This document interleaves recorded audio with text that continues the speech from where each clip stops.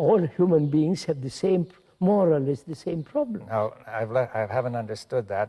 My thought is, my knowledge is limited. I think that we can make a distinction and protect ourselves or me and not the others. Yes, that's right.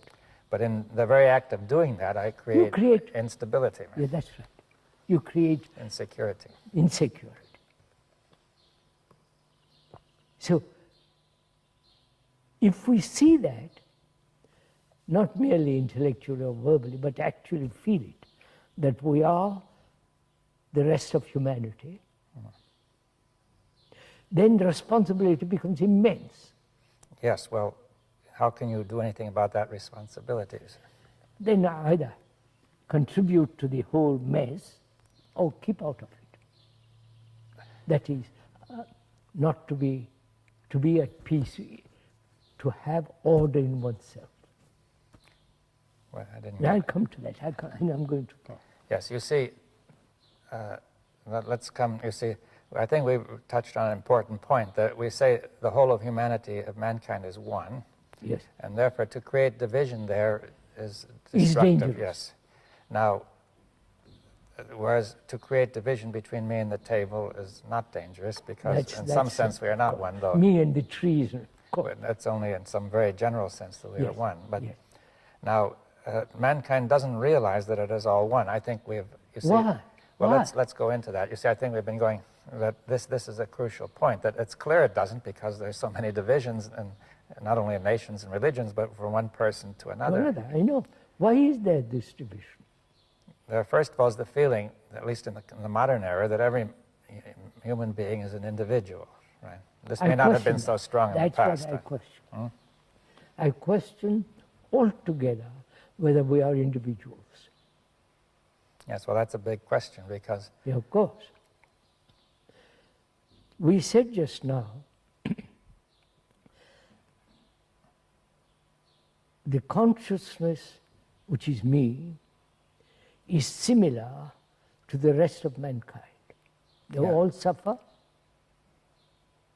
Yes. They all have fears. They're all insecure. They have their own particular gods and rituals, all put together by thought. Yes, well, I think this calls for some, there are two questions here. One is, not everybody feels that he is similar. Most people feel they have some unique distinction. At least they... What do you mean, unique distinction? Well, distinction in doing something? Well, there may be many things. Like, for example, one nation may feel that it is able to do certain things better than another. One person has some special things he does, or qualities. Of course. You are more intellectual than I am. You are somebody else better than this and that. Yeah, he may take pride in his own special abilities or advantages. But when you put away that, basically we are But now, yes, we have to say, what does it mean? That you're saying that these things you've just described, which are... superficial. Yes, now the things that are basic are what? Is fear, sorrow, pain, anxiety, loneliness, and all the human travail. Yes, well, many people might feel that the basic things are the highest achievements of man. The highest achievements of mankind, and not these. What has he achieved? Well, let's discuss it. You see that? Yes. I mean, many people, at least, I understand. We've discussed this often, but I think we must. Yes, sir. Bring it out. Let's go into it. What have we achieved? Well, for one thing, people may feel proud of the achievement of man in science and art and culture and technology. Achieved in all those directions, certainly we have. Yes. Vast technology, communication, travel, medicine, surgery. Yes. Has advanced tremendously. Yes, I mean, it's really remarkable in many ways. There's no question about it. Yeah. Now, you're saying that what have we psychologically achieved? Yes, I mean, one point is to say none of this has affected us psychologically. That's right. And the psychological question is more important than any of the others, because if the psychological question is not cleared up, the rest is dangerous. Yes, they're quite right. Dangerous. If we psychologically are limited, then whatever we do will be limited. and the technology will then be used by our limited.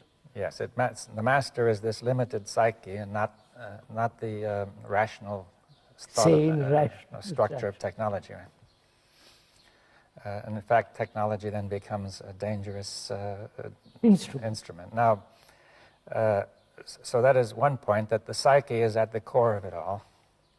And if the psyche is not in order, then the rest is useless. If the house is in order,